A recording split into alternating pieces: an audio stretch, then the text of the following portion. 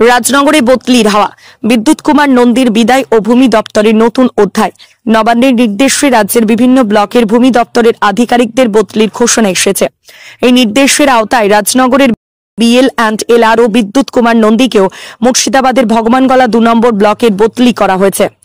শুক্রবার তিনি রাজনগরের বিএল আরও অফিসে আরও সগেন মান্টির হাতে দপ্তরের দায়িত্বভার তুলে দেন। নতুন বিএল অ্যান্ড এলআরও নবীন সিংহ শীঘ্রই রাজনগরের দায়িত্ব গ্রহণ করবেন। বিদ্যুৎ কুমার নন্দী 2019 সালের জুন মাসে রাজনগরের বিএল অ্যান্ড এলআরও হিসেবে যোগদান করেন। তার মেয়াদকালে তিনি রাজনগরের সাধারণ মানুষের বিপুল সমর্থন পেয়েছেন। নন্দী বলেন, রাজনগরের মানুষ সবসময় সহযোগিতার হাত বাড়িয়ে দিয়েছেন। আমার সহকর্মীরাও দক্ষতার সাথে কাজ করেছেন।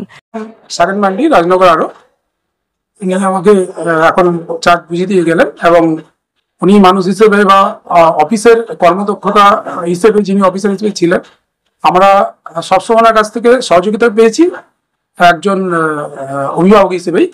এবং এখানের পাবলিক বা মানুষ যারা আসতেন তারা এনার কাছ থেকে কাজ বুঝে বা কাজ তাদেরকে বুঝিয়ে কিভাবে হবে না হবে সমস্ত বুঝিয়ে পরিষ্কারভাবেই উনি তাদেরকে সঠিক পরিচালিত করে এবং পরিষেবা দেওয়ার সবসময় চেষ্টা করে এসছেন।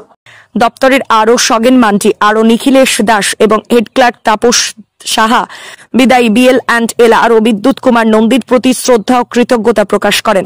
তারা বলেন, বিদ্যুৎ কুমার নন্দীর কর্মদক্ষতা ও মানবিক আচরণ আমাদের সবার জন্য প্রেরণার উৎস। নতুন বিএল অ্যান্ড এলআরও নবীন সিংহকে স্বাগত জানাতে রাজনগরের মানুষ ও দপ্তরের কর্মীরা প্রস্তুত। রাজনগরের মানুষের প্রত্যাশা, নবীন সিংহ ও তার পূর্বসূরির মতো একই দক্ষতা ও আন্তরিকতার সাথে দায়িত্ব পালন করবেন। আমি 2019 সালের জুন মাসে এখানে আমি যোগদান করি, আর আজকে আমি এখান থেকে যাচ্ছি 2024-এর জুলাই মাসে। আমি এইখান থেকে মুর্শিদাবাদের ভগবানগোলা 2-তে যাচ্ছি। আপনি এখানে কাজ করলেন, আপনার এখানে যারা সহকর্মী এবং যাদেরকে আপনি পরিষেবা দিয়েছেন তাদের বিষয়ে কিছু বলুন। কেমন কাটলো আপনাদের? আমাদের যে সহকর্মীরা ছিল তারা কিন্তু সৈন্যরা যেমন মাতৃভূমি রক্ষার জন্য যুদ্ধ করে, আমার সহকর্মীরাও সেরকম অফিসটাকে সুষ্ঠুভাবে চালানোর জন্য যথাসাধ্য চেষ্টা করেছে। তাদের কাছে আমি তথা আমার পরিবার চিরকৃতজ্ঞ থাকবে।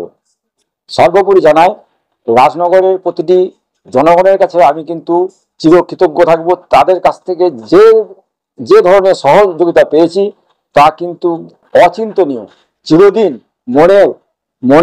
মনে কোঠায় এটা থাকবে। রাজনগর থেকে খান আরসাদের রিপোর্ট, জনকণ্ঠ টিভি নিউজ।